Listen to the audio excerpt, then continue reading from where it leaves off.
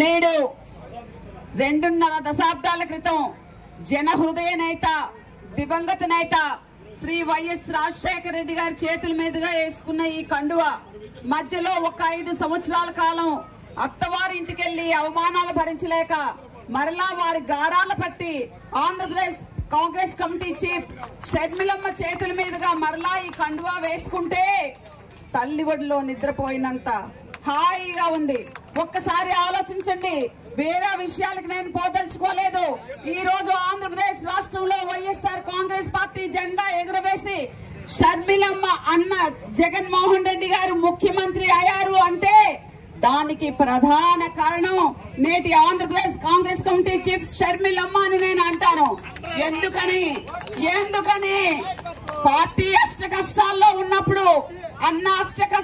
ఉన్నప్పుడు వైఎస్ఆర్ కాంగ్రెస్ పార్టీ ఎత్తిన జెండా దించకుండా ఆంధ్రప్రదేశ్ రాష్ట్ర వ్యాప్తంగా 3200 కిలోమీటర్లు ఎండనక వాననక భర్తను విడిచి ఇల్లును విడిచి చిన్నారులైన తన బిడ్డను విడిచి పర్యటనలు చేసి జగనన్న వదిలిన బాణాన్ని వైఎస్ఆర్సీపీ పార్టీని ఆశీర్వదించండి, ఫ్యాన్ గుర్తుకు ఓటు వేయండి అని తిరిగి ఆంధ్రప్రదేశ్ రాష్ట్రంలో రాజశేఖర రెడ్డి గారి తనయుడు జగన్మోహన్ రెడ్డి గారిని ముఖ్యమంత్రి చేసిన ప్రధాన వ్యక్తి వైఎస్ షర్మిలమ్మ. దీన్ని మనం అందరం ఒప్పుకోవాలి. అయితే షర్మిలమ్మ నిస్వార్థంగా ప్రతిఫలాన్ని ఆశించకుండా నిస్వార్థంగా సేవ చేస్తే దైవమే దైవదూత ద్వారా సాక్షాత్కరించి ప్రతిఫలాన్ని ఇస్తుంది అని ప్రభు జీసస్ చెప్పారు.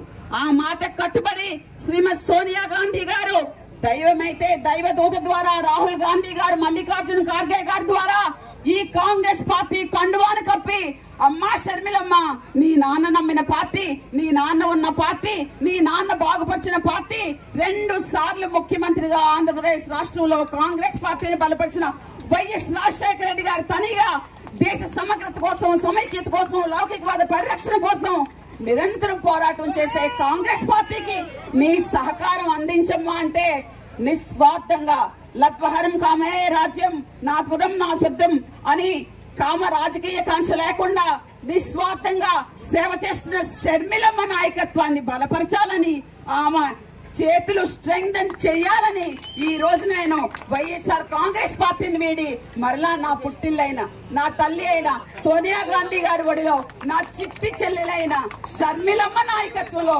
షర్మిలమ్మ అడుగులు వెనకాల నేను అడుగులు వేయాలని ఈ కడప జిల్లాలో మరలా ఆమెతో కాంగ్రెస్ పార్టీ కండువా అనే ఆయుధాన్ని నేను వేశాను. ఒక్క విషయాన్ని కడప జిల్లా ప్రజలకు అభ్యర్థన చేస్తున్నాను. ప్రతి 5 సంవత్సరాలకి ఒకసారి ఎన్నిక వస్తుంది. భారత రాజ్యాంగం బాబాసాహెబ్ అంబేద్కర్ గారు ఓటు అనే ఆయుధాన్ని మన చేతిలో పెట్టారు. గొడ్డలి పోటును పక్కన పెట్టి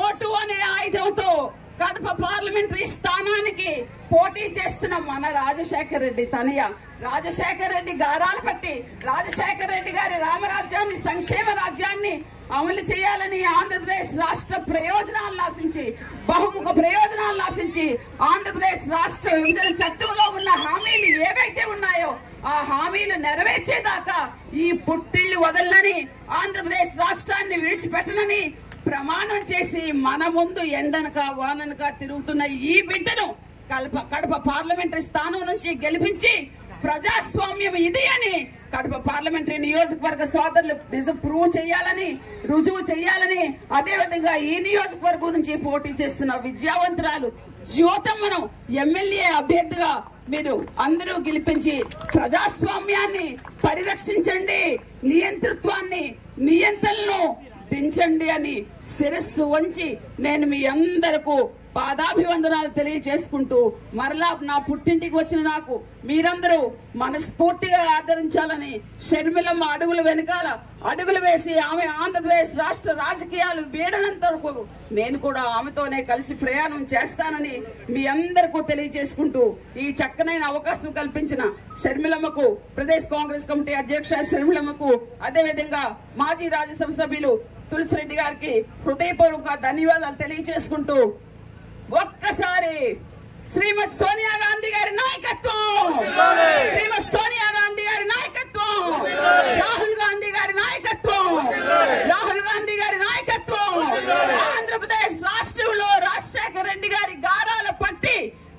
వైఎస్ షర్మిలారెడ్డి గారి నాయకత్వం, వైఎస్ షర్మిలారెడ్డి నాయకత్వం, వైఎస్ షర్మిలారెడ్డి గారి నాయకత్వం.